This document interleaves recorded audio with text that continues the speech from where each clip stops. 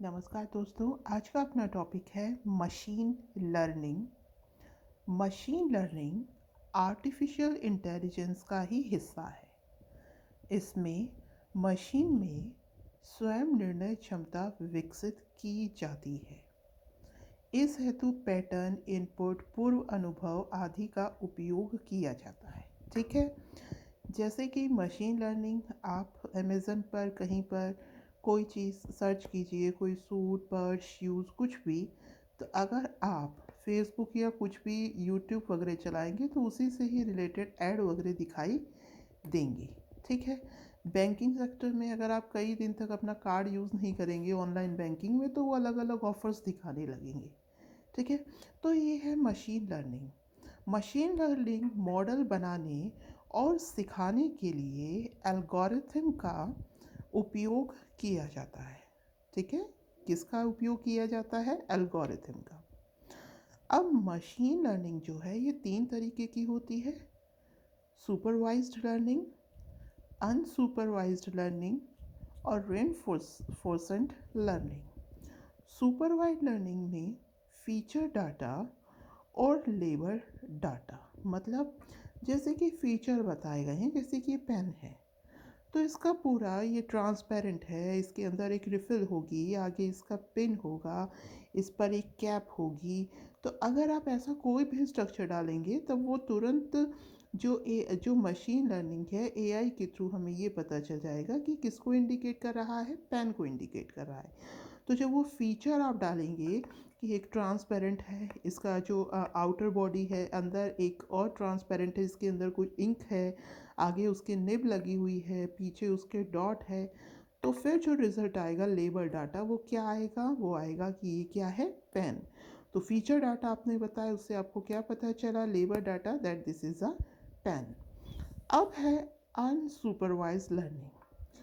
इसमें केवल इनपुट दिया जाता है, इसमें कोई भी ब्रीफ डिस्क्रिप्शन नहीं है फीचर का, केवल इसमें क्या दे दिया जाता है? इनपुट दे दिया जाता है। रेनफोर्समेंट लर्निंग में फीडबैक के जरिए सिखाया जाता है। ठीक है। मतलब जो आपने पहले कुछ भी सर्च किया, पहले कुछ भी देखा, जो रिज़ल्ट आया उसके थ्रू सिखाया जाता है। ठीक है ना। जैसे वही अभी हमने जो एग्ज़ाम्पल लिया था कि आपने कोई चीज़ सर्च करी, फिर उससे रिलेटेड चीज़ें आने लगेंगी कि तो इस मशीन लर्निंग में जो फीडबैक लिया जाता है उसके थ्रू आगे सिखाया जाता है।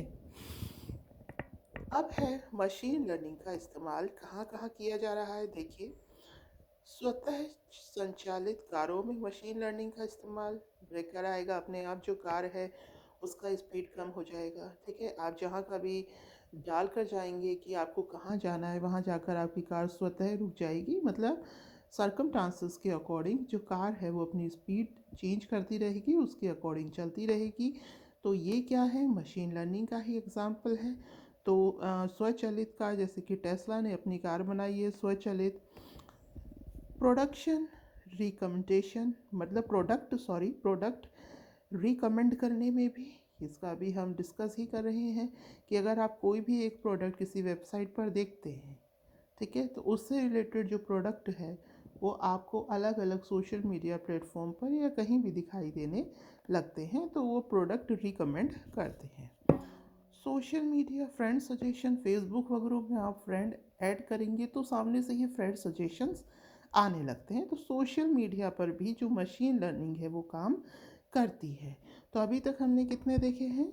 स्वचालित कार में मशीन लर्निंग का इस्तेमाल, प्रोडक्ट को रिकमेंड करने में, सोशल मीडिया में, गूगल ट्रांसलेट करने में। गूगल ट्रांसलेट आप करते हैं, आप मतलब जो वॉइस वाला यूज़ करते हैं उसको आप हिंदी इंग्लिश में कन्वर्ट कर सकते हैं, तो वहाँ पर भी मशीन लर्निंग का यूज़ होता है।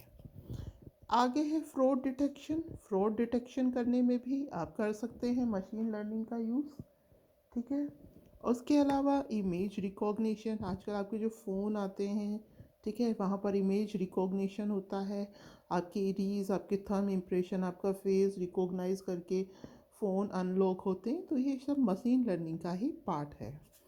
ऑनलाइन वीडियो स्ट्रीमिंग भी करी जाती है मशीन लर्निंग के थ्रू। तो ये हमने इसके इस्तेमाल बता दिए हैं। अब है फ्यूचर स्कोप। तो ये है बैंकिंग और वित्त जो क्षेत्र हैं इन एरियाज़ में मशीन लर्निंग का जो उपयोग है वो दिन प्रतिदिन बढ़ता जा रहा है। आप एक स्टेप यूज़ करेंगे, वो सामने से आपको अगला स्टेप बता देंगे। ठीक है, आप कुछ भी चीज़ परचेज करना चाहेंगे तो वो आपको और अलग अलग तरीके के ऑफ़र देंगे।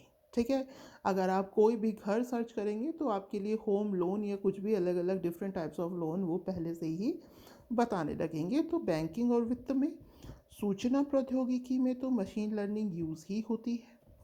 मीडिया और मनोरंजन में अगर आप कोई एक मूवी सर्च करेंगे तो उसी से रिलेटेड तमाम मूवीज़ आपके सामने आ जाएंगी। गेमिंग, ऑटोमोटिव उद्योग में, इसमें है ही, आप मशीन लर्निंग के थ्रू आप कंप्यूटर के साथ भी गेम खेलते हैं तो गेमिंग और ऑटोमोटिव उद्योग में भी मशीन लर्निंग का उपयोग किया जाता है। तो इन क्षेत्रों में अब धीरे धीरे इसका विस्तार होता जा रहा है। मोटर वाहन उद्योग में हम देख ही चुके हैं, टेस्ला है, सेल्फ ड्राइविंग कार बनाई है इसने। उसके अलावा रोबोटिक में सोफिया, व्योमवित्र वगैरह, क्वांटम कंप्यूटिंग में भी इसका उपयोग हो रहा है। तो ये है मशीन लर्निंग। उम्मीद है आपको समझ में आया होगा। तो धन्यवाद। Have a nice day.